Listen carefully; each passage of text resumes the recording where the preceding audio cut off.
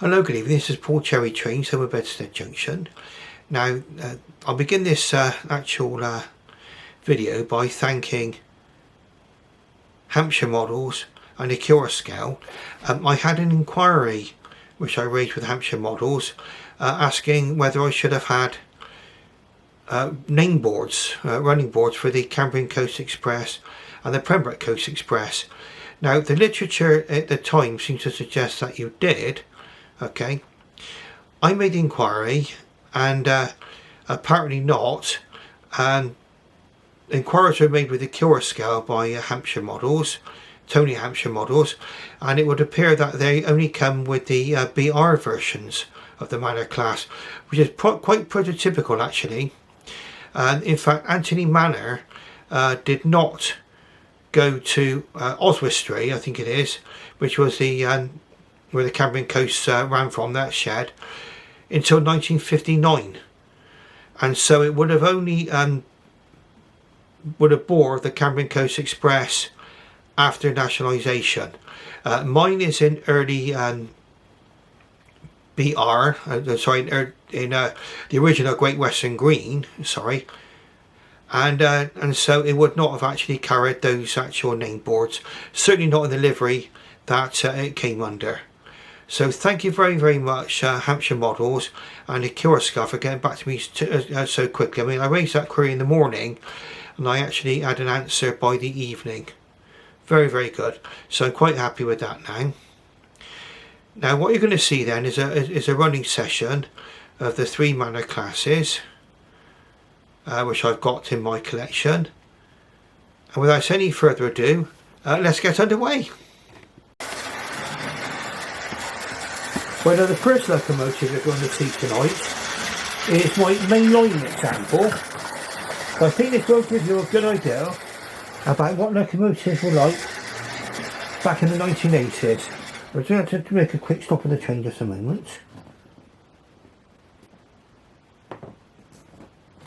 We'll just have to call out the permanent way gang just for a moment then. There we go, so we're back in action again. Right, so this is the Mainline example. Now bear in mind this example comes from 1984 or earlier. So you're looking at probably a 40-year-old plus locomotive. Going around the track perfectly well. A little bit more noisier than the more modern offerings, yes I agree.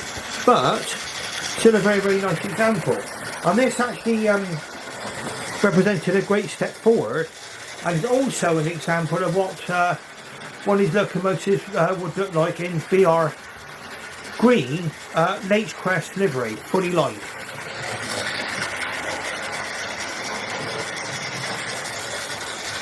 Now, as you see, it's not bad at a runner really, going around. I think the controllers are about 50 there.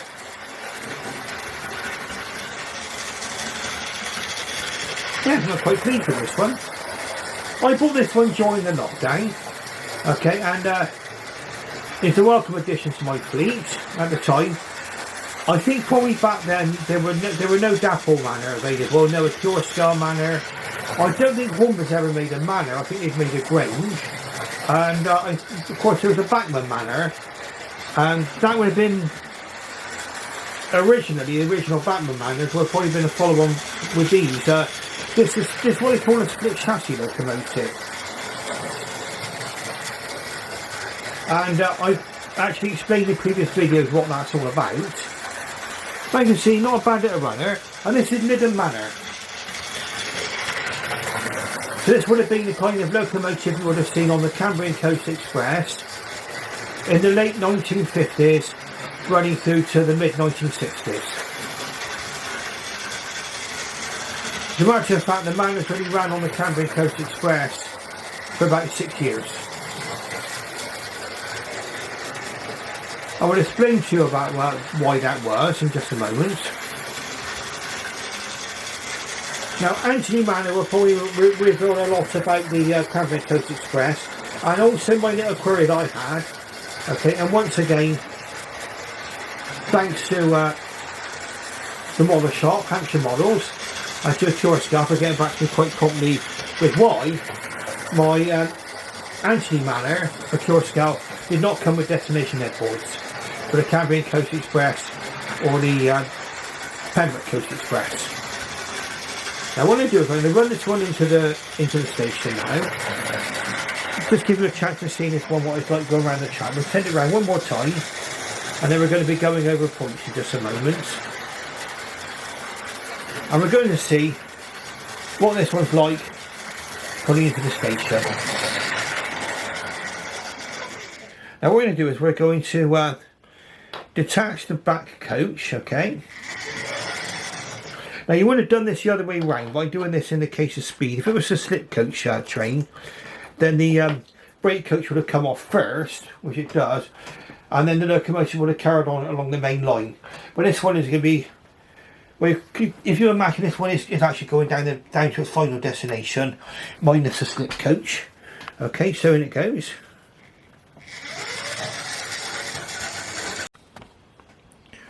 Right, so what we've done is we've got our train with Lytham Manor safely into their respective stations now. It might be a slight loss of continuity on this video because I did run out of battery, but normal service is now resumed. Now let's have a look at these two locomotives here. Now these are the locomotives which are really the most more modern locomotives, let's say. And in the background we've got the Dapol locomotive in BR black, early crest, plain black.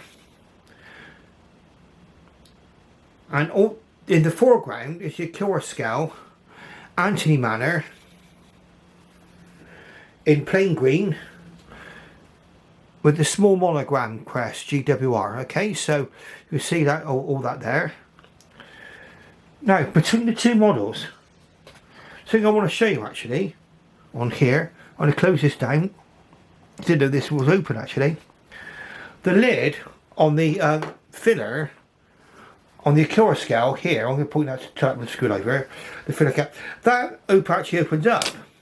And I think if you were going to be showing this, say for example on an exhibition maybe, it might be nice to get a water crane to go into there, and you can sort of fill it with water, so to speak. Well, not literally, but you can pretend that you are. Now I don't think you've got that cap actually opens on the Dapol, okay? Now both these models, what would I say about the two? Accurascale and Dapol. It swings and roundabouts, okay? Which one would you prefer out of the two? Which one would I recommend? I can only give you what I believe the differences between the two models, the main differences, and then you can come to your own conclusion as to what you think is best. Now, as far as the Dapol model is concerned, the Dapol model represented a massive step forward in modern railway locomotives. The connection between the tender and the locomotive there is a snap connector. You only got to pull on the tender and that comes off. Easy peasy, okay? Also, if you wanted to DCC fit this, the Dapol model, you only have to open up the smoke box, and there's an actual drawer in behind there where you can pull out with a special tool, and that's where you can fit the DCC decoder. Now with the Accurascale, if you wanted to remove the actually fit a DCC decoder, you would have to remove 4 screws here, and also there's a plug you need to take out. There's a plug between the locomotive and the tender, a little bit Hornby style, I mean, but the actual plug goes into the actual back of the front of the tender here, and you also need to unplug that if you want to remove the body. Okay, the body on this particular one, I can't remember how this one's held, but that one comes off quite easily, the body on this, on the actual Dapol. The Accurascale, reasonably easy to remove. There's 2 screws underneath, and then you've got the plug which you need to disconnect between the tender and the locomotive, and you need to unhook the two, and then the actual wire threads through into the locomotive, and you can pull the top off. Okay, so you've got brilliant more DCC decoding fitting, far more convenient on the Dapol. Okay, that particular feature here. But there are ways in which Accurascale actually win back points. Okay, like I say, you've got the removable lid on there, or the open lid, hinge lid. Also on the actual Accurascale, the body is die cast, whereas I think it's just the running plate and the chassis is die cast on the Dapol. The Accurascale and the Dapol's safety valve covers are represented in two different ways. The one on here is a much more metallic glossy cover, while this one is more of a dull brassy colour. I don't know which is the more realistic of the two. Okay. Also on both locomotives, the valve gear here and here are both represented in red. I don't know if you can see it on the Accurascale model. I think you probably can. And it does show up on the Dapol as well. So the valve gear is quite nicely represented as well. I believe that the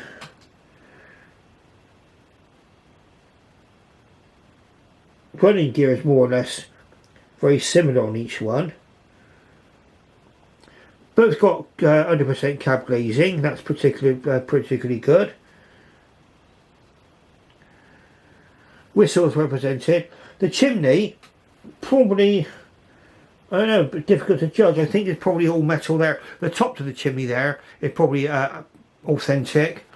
And that's black, but the actual body of the chimney's got copper on it. And that's got a copper cap chimney there. They're both down to individual preference. Sprung buffers, they've both got those. Now probably, if a lot of you would have seen Sam's trains. He's already done a comparison between these two locomotives, and again, personal preference comes into it. I would say the coal load is a little bit more chunky on the Accurascale model. The Dapol one a little bit more shiny. Again, which do you prefer? Some of you might like the coal on the Accurascale, some of you might prefer it on the Dapol.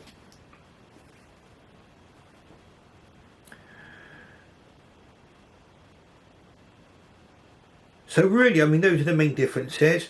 Also, now with Accurascale, they were absolutely determined to get this model absolutely right, okay? So they've gone to some great lengths with this particular model. Dapol also have, I mean, they both these model makers have gone to great lengths to produce a quality locomotive. The smoke box is matte finish on the Accurascale, whereas it's shiny on the Dapol. The matte finish is the one that's the accurate finish. So some of you are into actual prototypical accuracy, may want to go for the Accurascale. Then again, maybe others prefer this to be glossy. You take your choice. Also, there's a difference in the rivets. Now the rivets are very finely represented on the Dapol. They're much more well defined. I mean, really well defined on the Accurascale. Again, which do you prefer? Okay,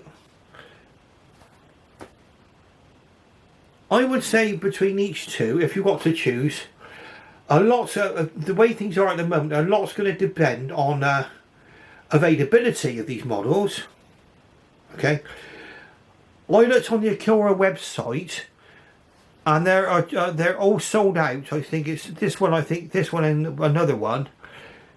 Again in the same livery. Okay.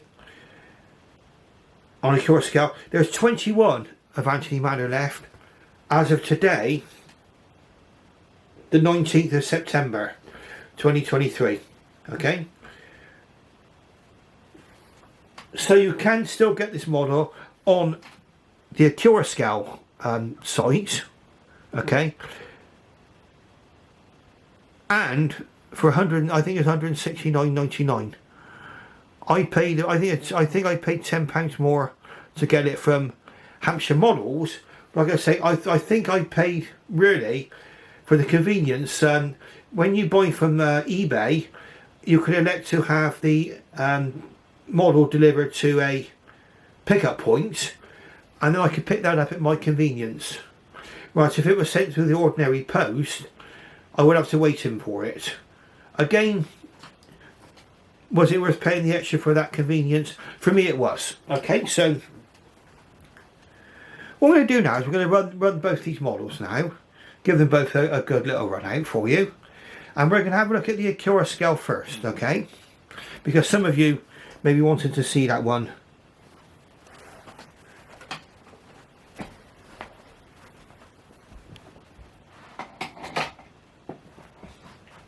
as opposed to the Dapol, because a lot of you would have seen the Dapol in operation already in various reviews. It's been out for a lot longer.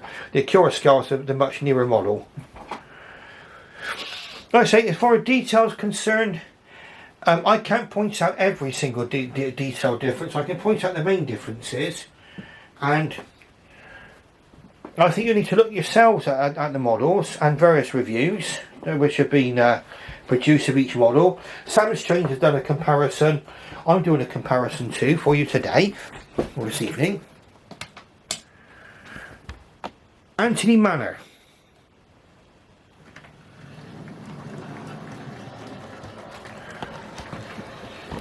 Oops, come on, tripod.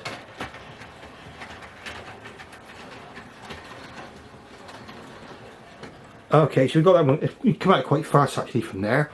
We shan't worry about that too much.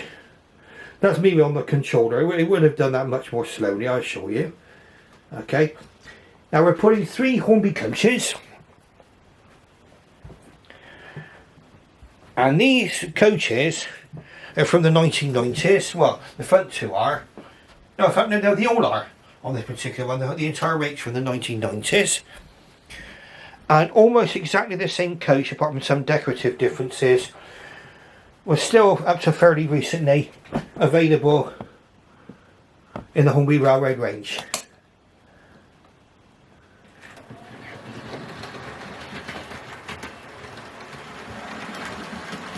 Now, Anthony Manor, a very, very smooth runner, okay. What I would say about this particular one is that it weighs a ton. Okay, it does weigh a ton. And that's because it's of mainly die-cast construction. So it should have no problem putting your coaches or anything else. It's got a very, very, very pronounced firebox glow. Very, very vivid. Does stand out quite well. We've got a different catch that coming around now. Let's see if we can see. I'm looking into the camera now. Yes, you can see it there. The firebox glow. And we're on about a 50 rating as well. So we're running on a similar power rating as what the mainline locomotive was doing. Now, the mainline locomotive, which I showed you first of all, that's got traction tyres. Now, I know a lot of people would actually spit on the ground at the mention of traction tyres, but for me, on that particular one, it does mean that the model's a lovely puller. Okay, this one is 2, and this one is down to its absolute weight. Okay, the weight of the model.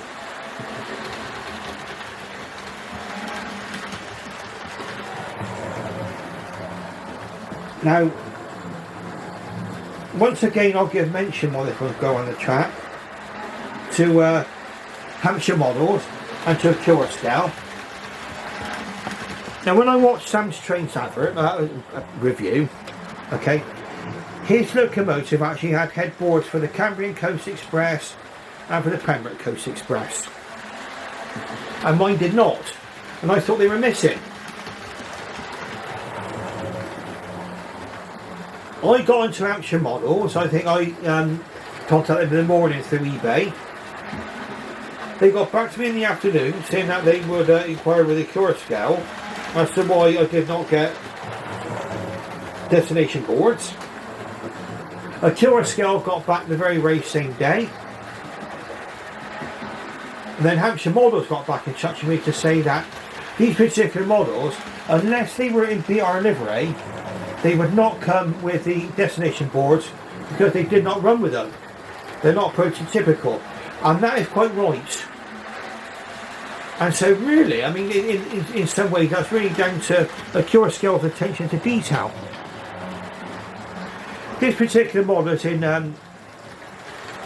like I say, is in GWR green livery, which it would have had from its when it was built in 1938 through to 1956.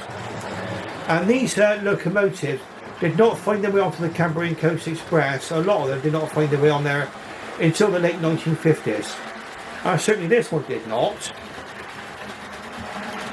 Let's see, it was built in January 1938 on the Cape to the Bristol Bath Road. August 1950 it went to Plymouth Lara. In March 1959 it went to Oswestry, which apparently is where the Cambrian Coast, that was their main shed. In May 65 went to Shrewsbury, and only spent a few months there before being withdrawn in July 1965, and it was subsequently scrapped by Birds of Swansea. And this one, like I say, did not make its way into preservation, unfortunately. And that's one of the reasons why I changed it. I thought it would be less likely that somebody would have actually reviewed this model. And again, is why I went for the Hinton Manor in plain BR black. I thought people would have gone for the BR Line green ones. I thought they might have been more popular. Judging by the actual Accurascale site, like I say, the fact that there are still 21 of these left on their site as of today, and I think there's another model in BR, the actual GWR green livery as well. But all of the BR ones, all the other variants, are sold out.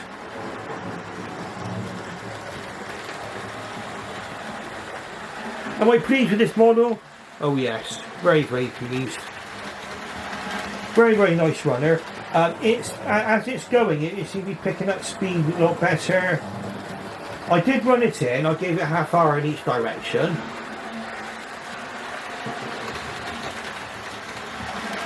Very, very, very nice.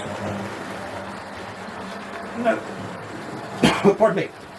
Now, I was thinking before I put this locomotive away from the previous running section, this looks, I think, as far as you could possibly go, like the real thing in miniature.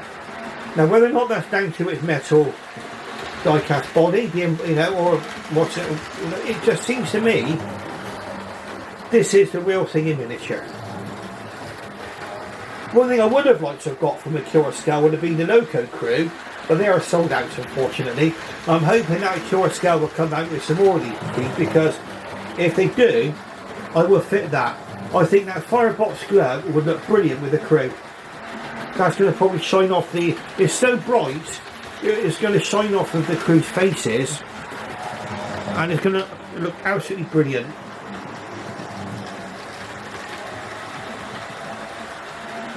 The wonderful Accurascale. Now, something's been made of the fact that this one's got a 3-pole motor, and in fact, Accurascale actually in their literature do actually say it comes with a powerful 3-pole motor. Some people might argue a 5-pole motor will be better. Personally, I don't mind. As long as it keeps going. I mean, I've got quite a number of Hornby Railroad models, and they come with 3-pole motors. And to be truthful, I've never had any trouble with them.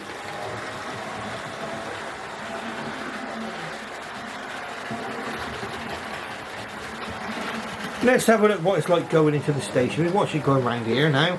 Let's watch it go past the signal box towards the junction up here. Now this is on a power rating of about 50. According to the Accurascale literature, this one will do up to a realistic speed of 90 miles per hour. Now I won't do 90 miles an hour literally, but we'll do a scale speed of 90 miles per hour. And that would be the sort of speed you would expect, maximum speed you would expect these to do. I don't think these have ever gone onto the main line in preservation, correct me on that particular one. There are 9 of these in actual preservation. The GWR 7800 class. There were 30 built altogether, 20 before the Second World War, and then 10 under BR. And they are the lightest of the of the Great Western mixed traffic locomotives, and they were built specifically for routes like the Cambrian coast, simply because they had a blue rating, and I think if I remember rightly when I last looked at it, that's the same rating as one of the Duke dogs. The Granges would have found themselves banned from a lot of the railways you could have travelled on, and certainly the Halls were. The Halls were much heavier again. So these are the smallest, the Grange are the mid-size, and the Halls are the largest of the mixed traffic locomotives, all designed by Charles Benjamin Collins. The Manor classes initially did not produce as much power as they were thought they might, okay, and in fact it wasn't until the early 1950s when one of them was brought into Swindon Works that they discovered that there was modifications that they could make to the drafting of the locomotive, and that's when the actual locomotive then became a completely free steamer, and from then on they were very popular with their crews. Now I think possibly one of the things that may have stunted development of the Manor class, and why they stayed in their original state for so long, was because of the Second World War.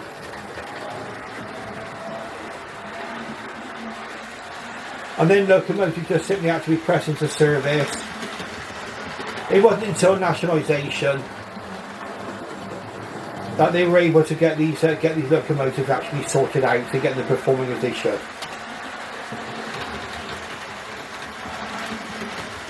Now what I'm going to do is I'm going to bring this particular locomotive into the station. Now please forgive me, I'm feeling quite tired tonight for some reason, I don't know why. So if I make any mistakes at all on this particular video, please don't have a go at me. Just politely point them out in the comments if you would, please. Right, so here we go then. We're going to have a look and see what this was like coming into the station. Now as this one is running on and on and on, it's my belief that this is becoming a better and better runner. It was nice to start with, and it's getting even better now.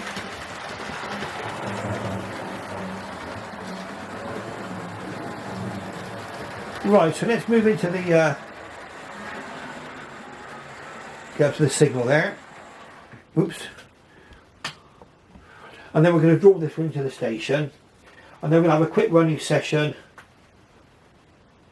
with the Dapol.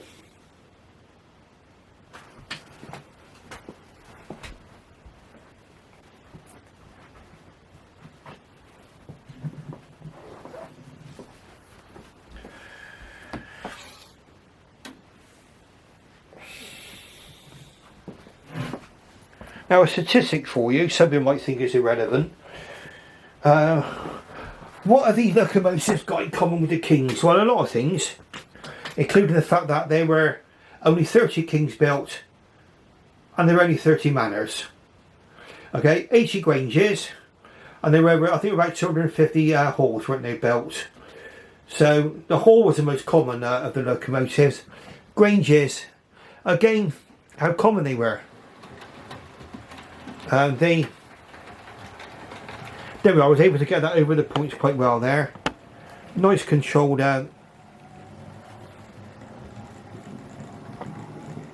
arrival. There we go, I managed to do that quite nicely without shaking up the passengers too much. And that was me operating the controller and the camera at the same time. So this is the last time we're going to see these two locomotives together now for tonight. Okay, I'm not going to put them on the Lazy Susan. I've done this on the Lazy Susan with both these locomotives.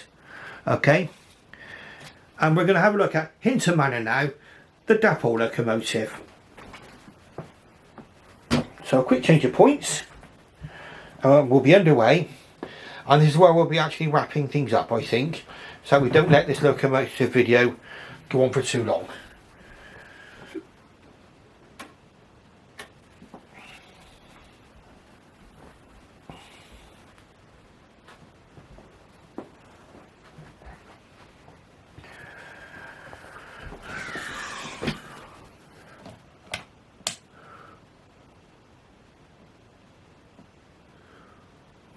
Right, okie dokie.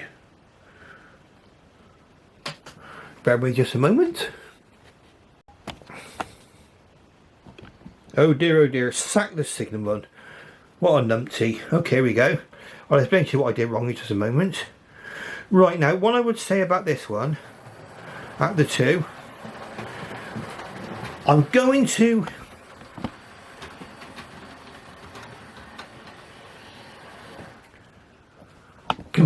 give you a comparison with the 2 as far as their running qualities are concerned in just a moment, when we got the Dapol going round. And I'm going to explain to you what I'm going to do.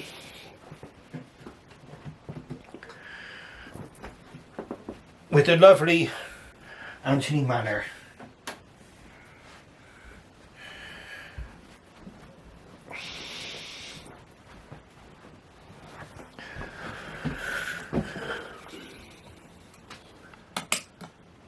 Now here we go, the Dapol one.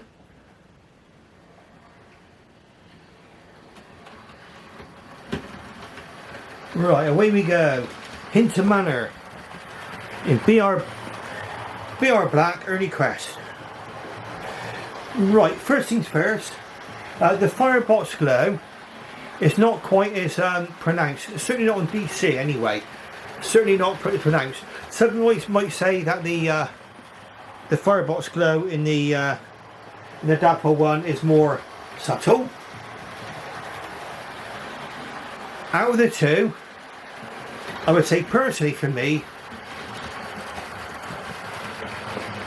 I like the one that's on the Accurascale. The firebox glow in the Dapol, again, there's some people might say that's the better one, might say that's more subtle. Take your choices. On running, I would say that the Dapol needs slightly a little bit more on the controller to get it going. Okay. To run it at the kind of speed that the other 2 are running, the Mainline was running on 50 on my controller. The Dapol, and the Accurascale was the same. The Dapol is requiring about 55-60 to keep it going at the same speed. But that may be that the Dapol might be like that to enable better slow speed running. I mean, it may be that it's a lot lower geared. I'm only guessing. Out of the 2, now again, running is going to be a telling factor, and also I'm probably going to have just for my own personal peace of mind, even though the Anthony Manor is brand new, I'm going to give it a quick service. Get a little drop of oil down onto its bearings. It probably has got it all there already, okay, but a tiny weeny little drop on each part is not going to hurt, okay. And I'm also going to possibly remove the body, okay, and I'm going to might even give you a video of me doing that, okay, so you can see what it looks like. If you want to see a video which includes the body being removed on one of these Accurascale Manors, then go to Sam's Trains. He's done a very good comparison between the 2, and again, either Sam or me or Sam, might have different opinions. We might have different things that we value more on models. We both might have different opinions. I would say with the 2, where are they in model terms? I think they're about equal. I think it depends on what means more to you, okay? An entirely die-cast construction of the Accurascale, well, look at that. I mean, if you wanted a die-cast Hornby locomotive, how much would that cost you? I can't even begin to imagine. I'm not having to go with Hornby now. I think Hornby have gone and have tried to produce some of the more larger locomotives, haven't they, you know, and like Merchant Neighbours and things like that, you know, they've gone down the double route and gone for die-cast construction. There's a lot of die-cast in this Dapol, but I do believe it's got a plastic body. Right, you've got the die-cast, almost fully die-cast construction on the Accurascale.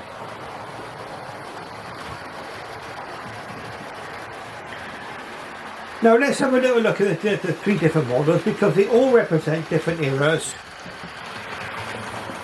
of the Great Western Railway and the Western region of British Rail, and this is also the three different liveries which these would have been produced under. So the Accurascale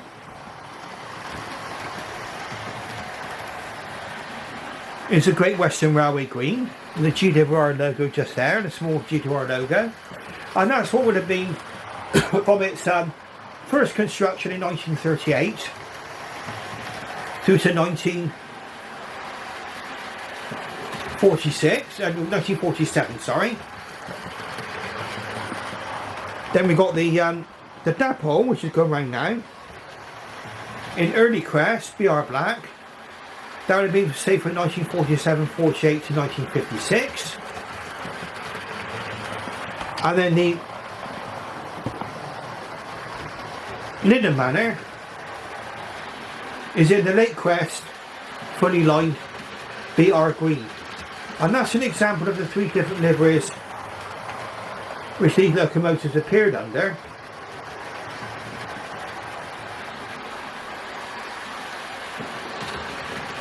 Now I'm going to do another comparison once I've done a complete service of both of these locomotives, okay? So I'm going to carry out a service again, possibly on the Dapol at some point later on, but certainly I'm going to have a quick look at a service of the Accurascale model, okay?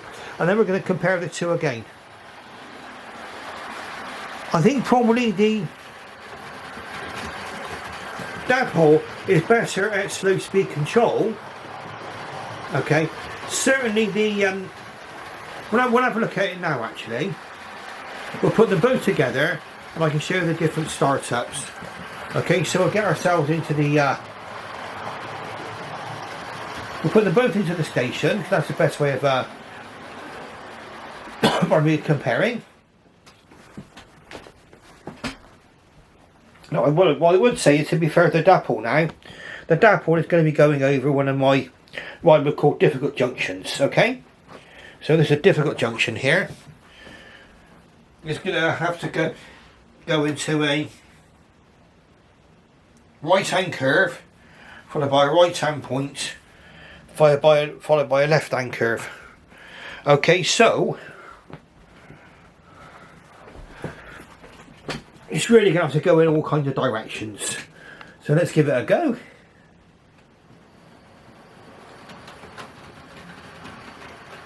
Again, both locomotives can get over those points easy enough. And the Dapol, you see, that was me, that was my lack of eye-to-hand coordination there. I let that one overrun just a little bit. What we're going to do, we're just going to try this in reverse now, okay? Okay, now what I'm going to do is we're going to try it with a crawl in reverse. Okay, so gradually turn up the controller, and that is really that will start off with very, very slow speed. And this again, it's the same going forward. And I gradually turn up the controller.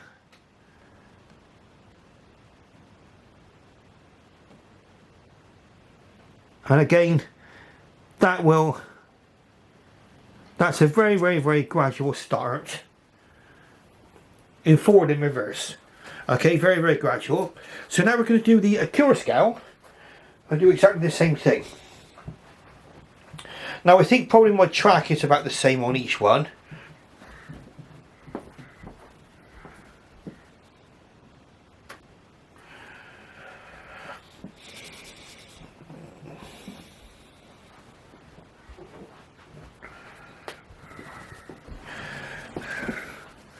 Right, so let's go down there onto this one.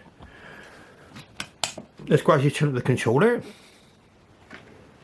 Now see that? There's a bit more of a snatch pulling away then. Now it could be me. I turn the controller too quick. Let's give it another go. See what it does? There is it's kind of a bit more of a snatch when it starts up. Now it's not a criticism of the model. I think it could be me on my. I think Sam's trains, he had a similar kind of result. Can you hear that now? I think it just needs. No, that's been fine now. I think it just needs a different controller technique. Try again.